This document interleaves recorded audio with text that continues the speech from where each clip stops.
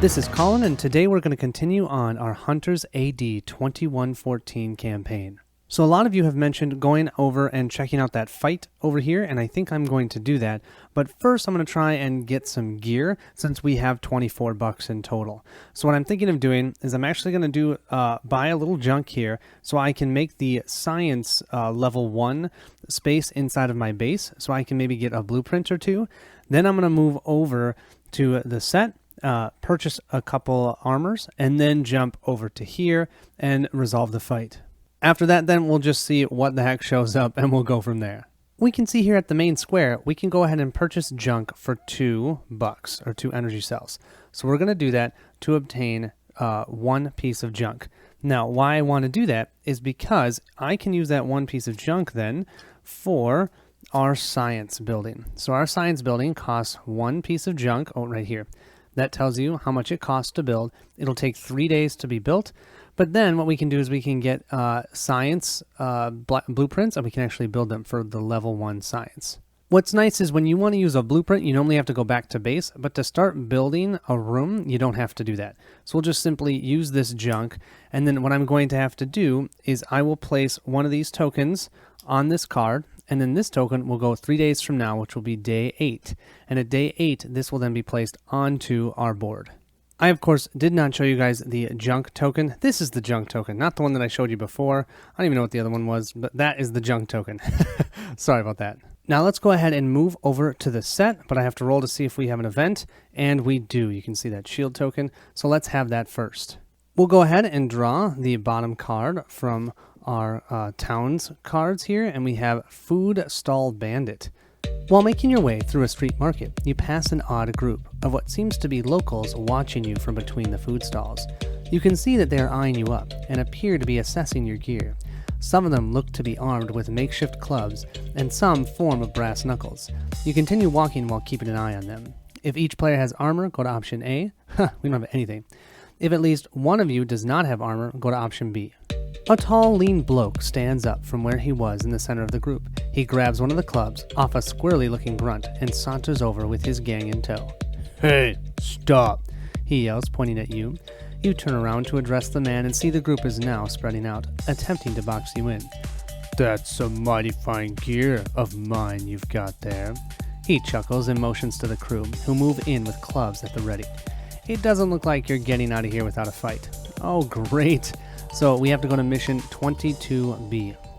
Here we have mission 22A, B, and C. So we're going to look at the B one here. We know it's during the day at least, so we have no negative effects, thank goodness. Characters will start in the deployment zone, which is right here, probably underneath this bridge. 22B, we're going to have 4 marauders with the rifle.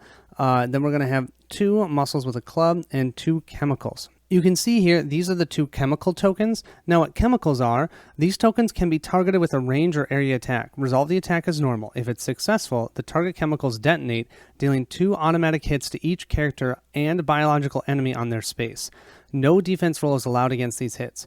Once a chemical token is destroyed, it'll be removed from the board. Our mission objective is to defeat all enemies by the end of turn 5, before their companions from neighboring streets come to aid them. The characters start the mission, that's good at least. Our victory here is each character gains 3 experience points, and then for each defeated enemy we actually gain food. If we're defeated, we still get to gain 2 experience points, but we would lose some of our energy cells, they'd steal that, and 2 of our food. Gross. Here we are, we're all set up on the board. This is going to be fun, you guys. These guys have armor, we don't. At least the one good thing is we get to go first. So what I've done is I have gathered 5 action cards for each player, and now we can choose the order that we want to go. Those 5 action cards are in our hands. Normally at the beginning of your turn, you would draw up to 5, but we won't have to do that for any of us because we're all starting with a full set of 5 cards. So I think the first thing we're going to do is start off with Danielle this round. So we're going to have Danielle do something fun. Looking at her hand, she's got advance, weak spot, jump. We have lurk and attack. I think I'm going to start off with advance. Just move 2 spaces. Ignore the melee attack because we can't. Well, we could roll 1 die for a melee attack, hitting on a 1. We're not going to do that. We'll move ourselves 1, 2 over here. We are now in cover. Thank goodness. That's what that symbol means, is we're in cover. So if we get attacked for a range attack, it helps us with our defense. Also, what's nice is we could attack from behind now, this muscle with a club, or from the side, these marauders with rifles. And looking at our hand, that's exactly what we're going to do. We're going to do a range attack of 3. So that means our 2 hit value is a 3. But then we're going to do this detection +1 die when performing a range attack while dealing area of effect damage. How that works is, since we're doing a range attack of 3 here, we're going to use our full auto. So we're actually going to knock it down to a 2. But that means we have to hit a 2 or a 1. Not very likely. But if we do, but because we're doing that, we can actually target 2 characters in the same location. And now we get to roll an additional die. And you know what I'm thinking, you guys? I think I'm going to be a little risky. Instead of moving up here, I'm going to move to here. And you'll see why in a second. So I can do that because I went, you can move diagonally. So I'm going to move to here and then here. So I am within range 1. This means I get to roll 4 dice plus 1 is 5, and I get to add 1 to my 2 hit value. So now my 2 hit value is back to 3. Now if you look here, the Marauder with the rifle would actually get to roll 2 defense dice if we attacked him head on. But since we're attacking from the side, they only have 1 defense die, and we are rolling 4 dice hitting on a 3+. You can also see up here, he has a total of 3 health. And remember, Danielle is hitting both of these Marauders with this attack. And we get 1, 2, 3 total damage. Awesome. This is a 4, so it misses because it was 3 or less. So that will kill them, but we have to roll their defense dice. I believe we do this one at a time. So our first one will get a defense. That means he's got 2 damage on him.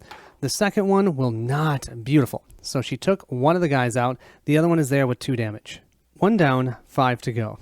Next to go, we'll have Cat.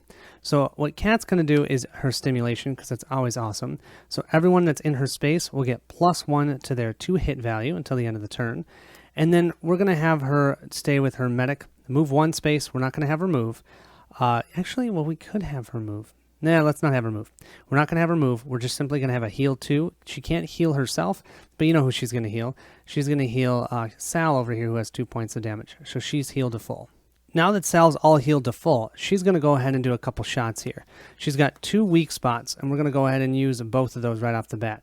They're range attack 4s now because she's sitting in Cat's space.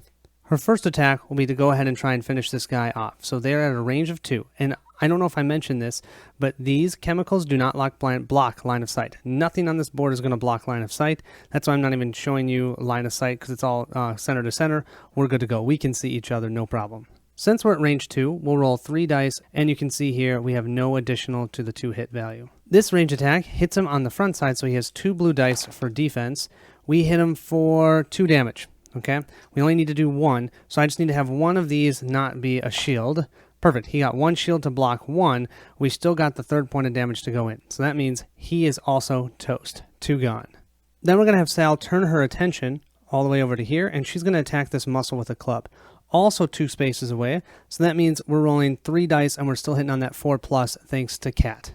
He only rolls 1 blue die for defense, so let's go ahead and give our dice a roll. We hit, what's that, 1, 2, 3, 4, 5. So we only hit him for 2 damage here, and he'll roll 1 blue die for defense. Yeah, he blocks 1, so he only takes 1 point of damage for that shot. Chad, I think, is going to try and go over here and take him out, because the more of these guys you take out, the less activations they have, right? So he's got a couple good cards for this. I think I've got the charge here. Move 2 spaces and melee attack 2. So he's going to go ahead and run 1, 2 to move into his space, and then attack him for 2 damage, or for a 2 hit value of 2. Remember, Chad has a strength of 2. Plus the 2 here, so he gets to roll 4 dice, and it's an attack of 2 plus 1, which is 3. So 3s and less will hit. We're going to roll 4 dice. He's got 1 defense for this, so 3s and less. We're hitting him for 3 damage. He'll roll 1 blue die. He gets a shield. We did 2 damage. He only has 3 health. He is also gone. Heck yeah. What do you say we go and wreak havoc on these 2 Marauders? We're going to go ahead and play this, move 1 space, and melee attack 3. And don't forget, though, because of our weapon, it's actually going to be a 4 when we're attacking him. So 4 or less, and we're going to hit him. Now you can see here, they actually roll 2 dice for a melee attack defense. So we'll see what we get. 4 or less, that one missed. We did do 3 damage here. Oh, man. But they're going to roll 2 dice. Come on, both be misses. Oh my gosh, they're both misses. He literally just took this guy out. That is amazing. That is 4 enemies gone before they've even activated. I like it. This means we have only one muscle with the club right here and one marauder with the rifle. They both have 3 health, so during the enemy phase we can choose which one's going to go first. Let's go ahead and do the marauder with the rifle. Currently, he's in melee range, so first thing he's going to try and do is a parting leap. If he couldn't do the parting leap, he just would do a melee attack. But he can do a parting leap, so he's going to do that. He is going to jump himself out of the space for his first action, but that means we get to do an attack of opportunity on him. We get to do a melee attack with a 2-hit value of 3, and we roll 4 dice. Maybe we can just kill him here. We'll roll our 4 dice for the melee attack, and we hit him for 2 damage, but I do still believe he gets to roll defense, and he blocks both of them. Gosh darn. Well, I guess that makes up for the total annihilation of his friend. Now what he's going to do is his second activation. He's going to do a range attack because we're within range 1. There's no one else within range 1, so he's going to target Chad. And this attack is -1, and then he's going to try and move 1 away if possible. He is a bit brutal, though. Look at this. He's going to roll 4 dice, and now he hits on a 3 instead of a 4. We'll give our dice a roll, and he hit us for 1, 2... Oh, I said 3, right? So these 2 miss. So Chad just took 2 points of damage. For our muscle with the club, he's not in melee range, so he's simply going to move 1 to target, and right now he's got 3 out of the 4 that he could target, all the girls. So we're going to roll to see which one he targets, and then what he'll do next time is to make a melee attack as well. So he's going to make 2 attacks. Each one's going to be random on who he's going to hit. 1, 2 will be Kat, 3, 4 will be Sal, and 5, 6 will be Danielle.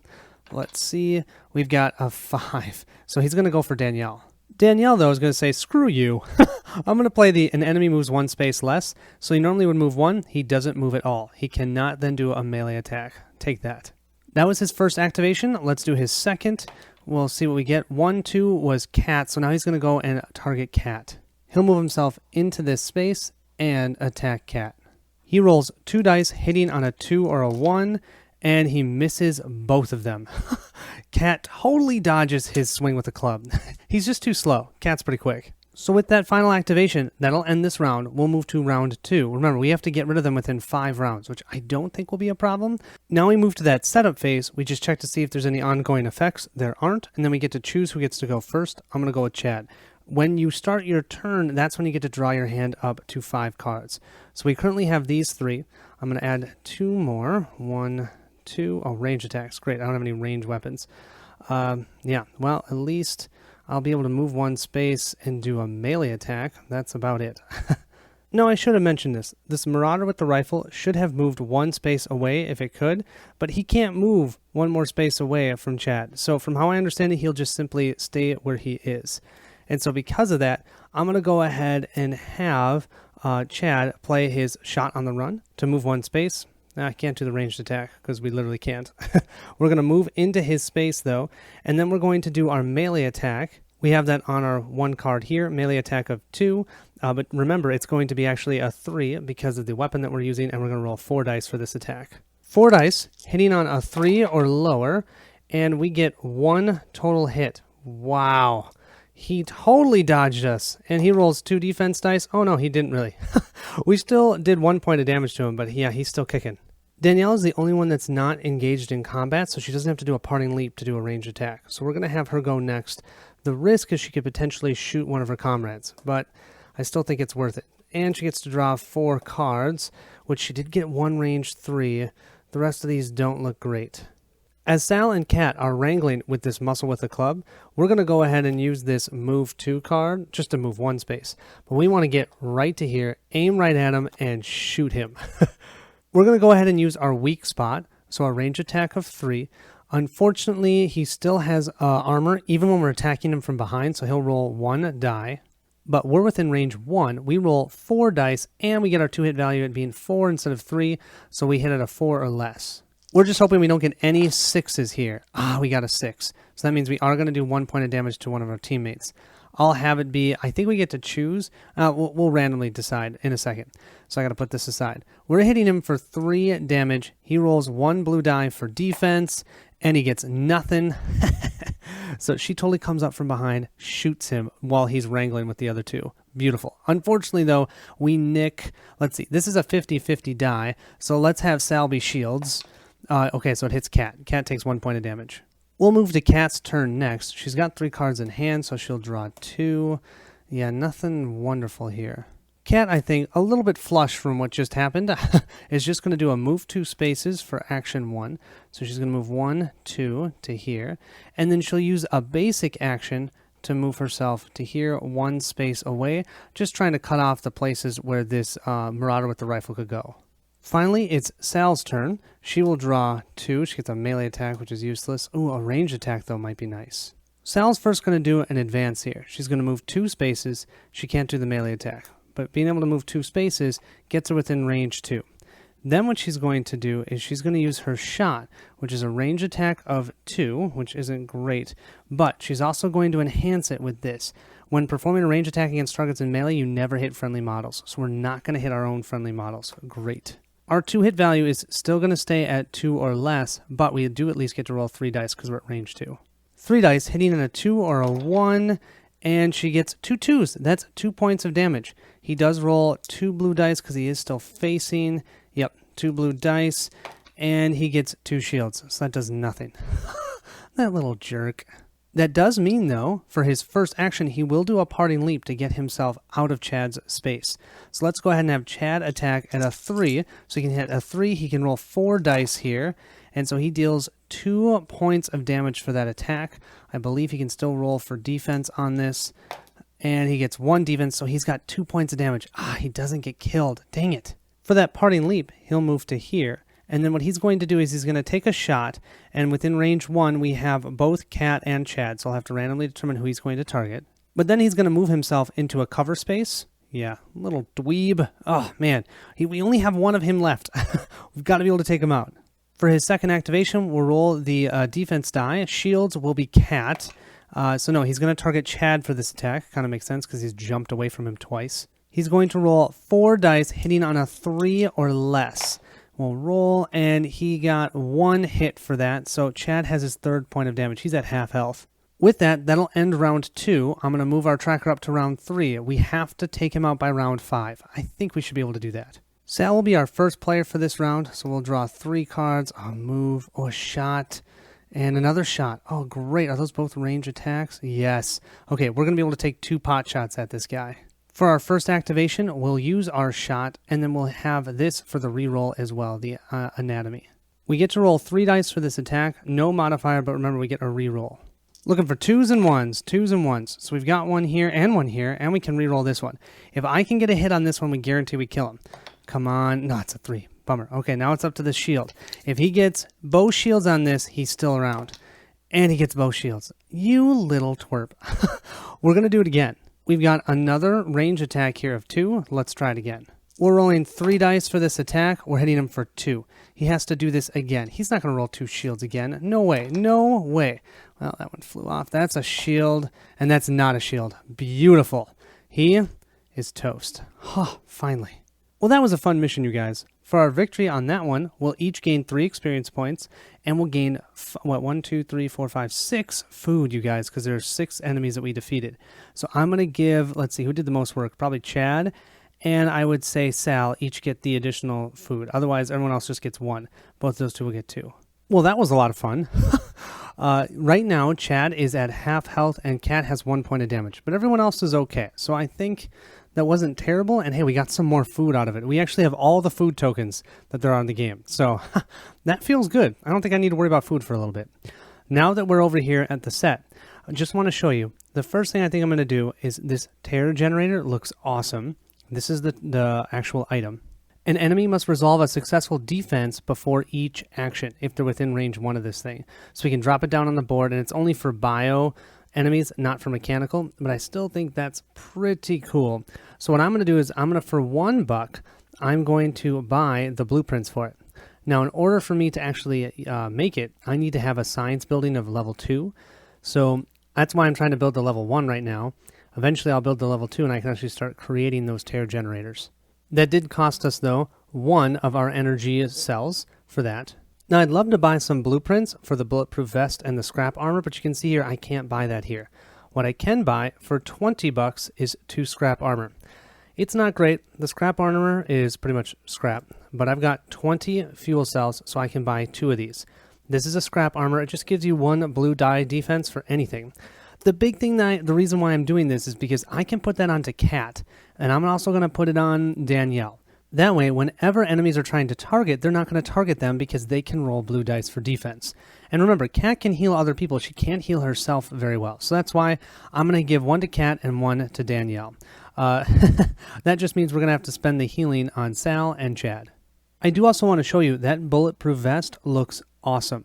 I kind of want to get that for Chad, but that cost, what, 16? So yeah, eventually I'll get that for Chad once everyone else has some armor, then I can get him this one. Let's now go ahead and check out that fight over here. So we'll roll to see if we have an event. We don't, thank goodness.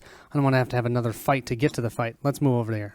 After a short warm-up in the joint, one of you walks into the center of the improvised boxing ring. The opponent turns out to be a short Latino guy looking somewhat scared. He won't be a challenging opponent. A crowd of sweating patrons has gathered round, roaring and banging on steel walls of the container with their fists. The sound is deafening, leaving you nearly stunned. So our opponent has 0 for their might. We need to check out card 092 to check out the boxing match rules. If we win, we go to 12. If we win, and we have this story event, which we do, we go to 13. And if you lose, you go, you leave this here and you can always try again. Oh, that's not bad. Each fight lasts 3 rounds. Each round, both opponents roll a d3 and add that to their total might value. First fighter to win 2 rounds wins the fight. If a given round ends in a draw, the fighter who rolled higher wins. Oh, that's cool. If there's still a draw, then just re-roll. And here we go, the fight begins. So we're definitely going to use Chad because his might is 2. He's got the biggest might. So he already has 2, and then he'll roll this. 2 plus another 2 here is 4. So we're at 4 compared to a 6 divided by 2 is 3. Thank goodness. 4 to a 3. We just won the first fight. All right, second fight.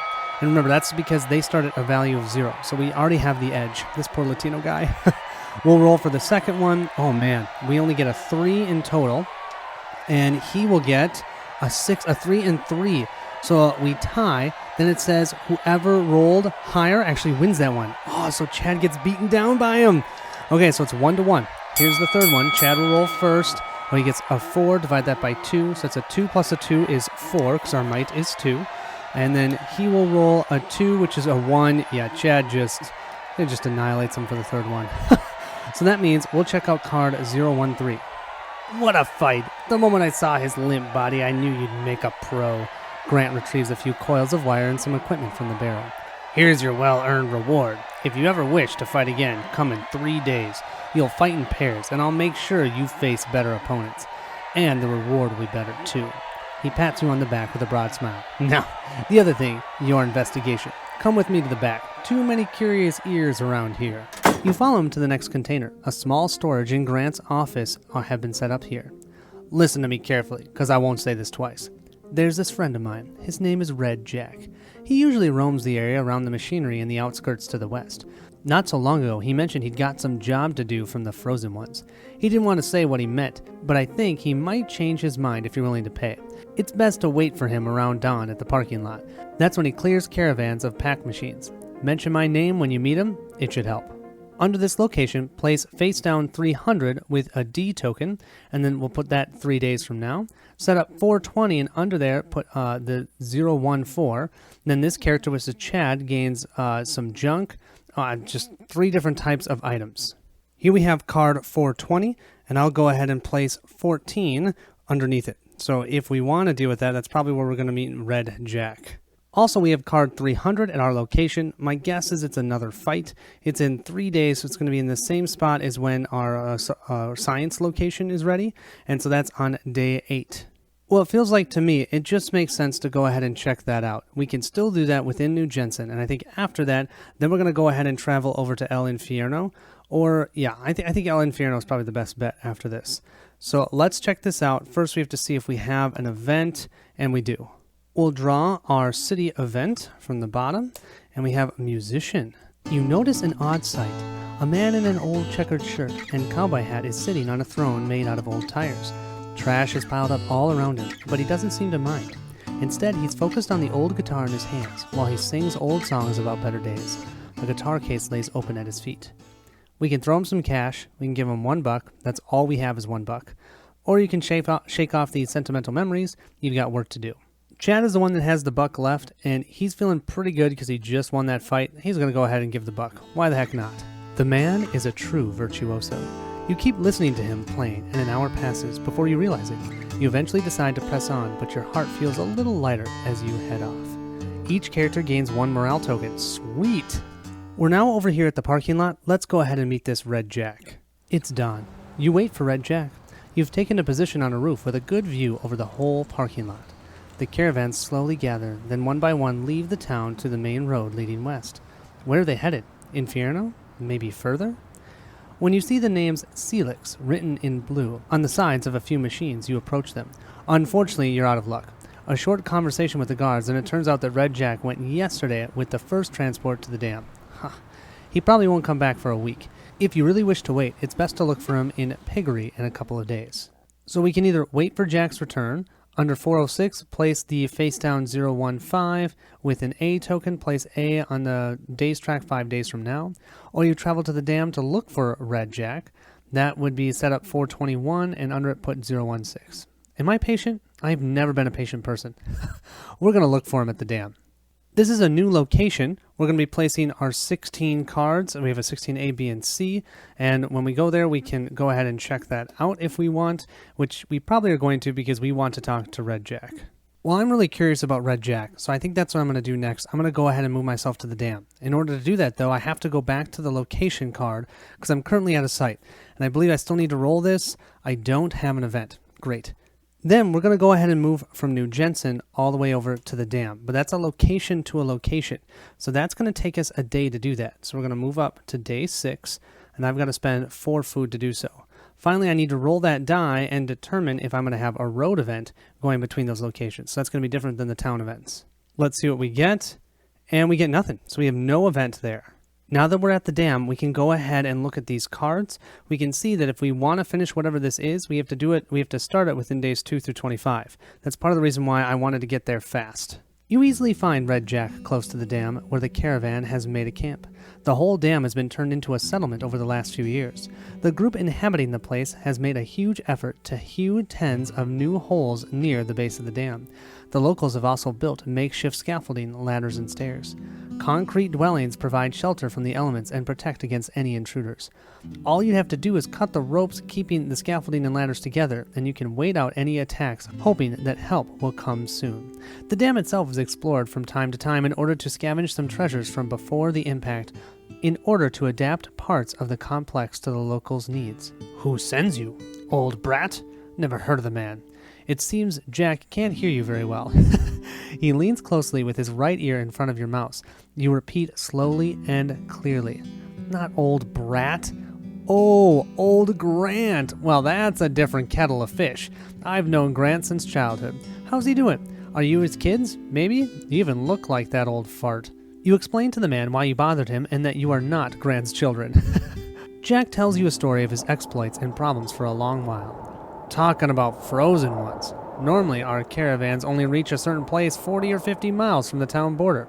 We meet frozen ones at the appointed place and pass the haul to them. We don't know where they take it from there. I have no idea where or how they use it, but I do know something that might be useful to you. Red Jack lowers his voice at this point, looks around nervously, and starts to whisper. The last time I led the caravan north, 2 priests took over the transport from us. One of them looked like a novice, his first time doing such chores. The older one took his time explaining something to the novice. He even drew a sketch in the sand. I overheard a piece of their conversation. Then you'll see 3 towering monk heads. Walk between the second and third one, and the gate will probably stand ahead. I don't understand a word of it, but maybe you will? You note this information just in case. Maybe it's a good idea to join our company and see for yourselves what it's like to meet frozen ones.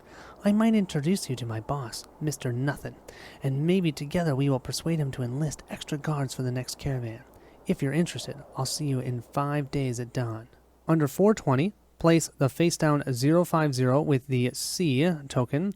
Place the C token on the days track 5 days from now. Shuffle one of the 3 070s and discard the remaining cards. Okay. And then gain 093, and we gain another story event token. Wow, we've got 2 already. I feel like I've just started this game, and I already have a second one. So I believe 420 is that parking lot. So we'll place 050 underneath that with this C token, and in 5 days, so that will be day 11, we can check that one out. We have our 70 cards here. It says shuffle 1 of 3 and discard the remaining. So what I don't know is, do we reveal it or do we not reveal it? I don't honestly know. We gain 093, so let's look at that quick. It's just another note. This is, then you'll see their towering monk heads. This is what we just read, so I'm going to put that with my other clue. Well, what the heck? We're just going to do it, and if I'm wrong, you guys let me know. So I'm going to shuffle them up, and we're going to reveal this one. You are about to leave when you notice a person coming from the dam. It's a woman. Her eyes are full of madness. You realize that she is looking straight at you. She's exhausted and holds a bundle with an infant wrapped in its inside. When she reaches you, you see that her lips form a wordless scream, and she starts to mumble. It's not me. I didn't mean to. Please help me. I didn't want anything bad to happen. Really, save my child. Please, I didn't mean to. Really, I never thought. She's gripping a key in her hand. Jack is the first one to answer. Calm down. It's okay. Tell us what happened. He gently takes the key out of her hand. The woman licks her lips nervously and looks at all of you like a hunted prey. One of the locals chimes in. I know this key. It was a fob with A12 written on it. This is the number of one of the chambers inside the dam. Oh. A, you leave this problem to the locals to solve. You got more pressing things to do. It's making me feel like I was supposed to do this. That's good. B, you try to learn something from the woman. Or C, you go and check the chamber. I've got to do B or C. I'm not going to just leave this alone. This is way too interesting. I have a pretty good feeling that we're not going to get a ton out of her. She's not making any sense. So let's go ahead and do 072 and just check out the chamber. You follow the volunteer who will help you quickly find this chamber A12. For a few minutes, you climb the closest stairs and then enter the complex. Maybe a quarter of an hour later, you reach a hatch set in a wall. A12 is written all over it, the letters barely visible in the flashlights. You carefully cross the hatch and illuminate the chamber. Inside, you see a strange scene. A few food crates have been piled at the bottom of the wall directly across, and there's a huge hole in the center of the room. To the right, you notice a figure wearing ragged clothes with a shock of red hair and thermal vision goggles covering the face. The stranger is pulling a pair of kids towards the exit. She turns to you, and at that very moment, the kids manage to break free. They run headlong to you. The red-haired woman pushes the girl before she gets out of her reach. The child stumbles and falls into the hole in the floor. By some miracle, she manages to hold on to her brother's hand. The stranger seizes the opportunity to run towards the exit. You run to the girl and bring her out of the hole. You chase the red-haired stranger. Yeah, right. We're orphans, okay? We have no parents, and we see these kids falling. We are definitely going to 073 option A, not a question. Red-haired lady, we'll deal with her later. Somehow, you manage to get the girl from the hole. Unfortunately, chasing the red-haired woman among the winding passages of the dam would be quite senseless. The locals are grateful, no matter the circumstances. They promise to look after the kids and to try and help their mother. From the description of the woman, they conclude that this must have been the leader of the Fire Eaters, a gang of organ traders whose name originates from their spiked red hair. People say they buy or kidnap children in local towns and settlements, then they sell their organs on the black market. Oh, it's terrible. Maybe you will encounter them somewhere on the road, but for now, the only thing left to do is to leave. Yeah, well, we're definitely going to take them down. Oh, selling children's organs? Ugh. Okay, each character gains 3 experience points. Hey, we're getting close to having 20. I think we were at 9 before, so this will put all of us at 12. From here, I think we're going to go ahead and check out El Infierno. So we're going to spend 4 food because it's going to cost us another day to move. Let's see if we have an event. We don't. We're now going to move ourselves to day 7. And let's go ahead and check out El Infierno. We also need to look at this card. Walking through the crowd, you see a tall, thin man. The right side of his face bears an ugly burn scar. The stranger keeps looking intensely at passerbys. At some point, he notices you, eyes you up, and approaches your group after being seemingly satisfied with what he sees. Hey, you! He comes even closer. You must be new in this town, right? I know you otherwise. Maybe you're looking for work, huh? You want to make a quick buck? Real nice and easy. No risk at all. A broad smile split in his face. No risk. Yeah, right. We have keep talking. We do option A of 523. We say, thanks for the offer. We already work for the prefect. Or we say, you pass the man without a single word. I do like my jobs. I have no money, so I'm kind of okay with that. Let's go to 523A. Okay, so here's the deal. There's a stall with junk in the tech square. A peddler called Old Nag owns it. Recently, he started to make some advances to switch to my rivals, and that's something I really hate. He desperately needs a little beating. Maybe you can intimidate him and destroy some of his wares, and when you're done, give him Pole's regards. If you do your job well, I'll have some junk for everyone. Besides, it's good to have a friend in me, I assure you. I could help you a lot in both this town and others. Once you get it done, ask for me in Blood and Dust Pub. Under 410, place face down 527 and set up 402. Here we have Tech Square. We'll place 527 underneath that, like so. And then we have a new location at El Infierno, and that is Blood and Dust. Looks like we can get some more things here. Still no place to actually get blueprints for armor. When is that going to happen? I don't know. Well, now that we're at Infierno, let's go ahead and check out this location that, first of all, Pole wants us to go to. I'm not sure I really want to do what Pole asks. He kind of seems like a bully, and I hate bullies. But I also have that wonderful speech that we can listen to. So let's go ahead and read that first. Of course, we have to see if we have a town event, and we do, so we'll do that quick. We'll draw our bottom town event, and we have finding. Ooh, I like the sound of that. You're on a scavenging run for food, making your way through piles of broken furniture, filling some long-abandoned house. You notice something interesting in the detritus, some kind of folder with a combination lock. Someone must have simply thrown it on the floor. The dust suggests it's been lying here for months, but somehow it has been left untouched despite all those scavengers that must have visited this place. Unfortunately, the folder is locked, and you have no idea how to open it without risking whatever's inside to be destroyed. So we can either try and destroy the lock by ourselves with a piece of steel despite the risk, or we can take the folder to a locksmith. We have no energy cells, so we can't do option B. We've got to do option A. The lock was in bad condition in the first place, as it breaks apart after just a few hits. Inside you find some blueprints and a flash set. Ooh, unfortunately, your brutal treatment had damaged the power packs, and now they're worth nothing. Bummer. But we just gained the blueprints for a bulletproof vest. That is awesome! And look in here, we only need a level 1 armory, which is what we have, so we can actually build this, but we need to find these 3 different items. I have one of the computer chips. I can find junk. It's this science that I need to find. Let's see. Oh, you know what? That's called chemicals. And the location that we're at, we can buy chemicals for, what is that, $4? Yeah, but we need money. We need money! Speeches at the Tech Square, unlike the ones at the main square in New Jensen, are much more low-key. You secure good seats on the roof of a police car, right next to a priest preparing to give his sermon. The preacher doesn't wear any special clothes. The only attribute distinguishing him from his followers is a sign of white hands on his hood. The priest climbs an old ammo crate and starts his speech. Thank you all for coming to our service. I see so many around. Each and every one of you, the ill, the crippled, the misunderstood, you shall all be saved. Frozen God is coming to freeze the hearts of your persecutors, those who force you into obedience and those who take everything you have down to the last grain of rice. All of them shall answer before our God. Those who are rich shall be forced to kneel, while those who suffer shall be elevated. Fear not the cold, the white gust will bring you salvation. For a couple of minutes, the priest continues along this line, and then his helpers enter the square hauling crates of food. A moment later, it's being handed out to the poor. The maddened crowd rushes forward like a pack of rabid dogs fighting for the best morsels. The priest slowly retreats from the square, surrounded by his most faithful servants. All right, you guys, it's getting late, and I think this is a good time to stop. I'd like to know what you think we should do. Should we follow him, planning to search his home? Or should we follow him and assault him and his servants in a dark alley? Let me know what you think. We'll start our next one here. Thank you all so much for watching. I will catch you at the next stop.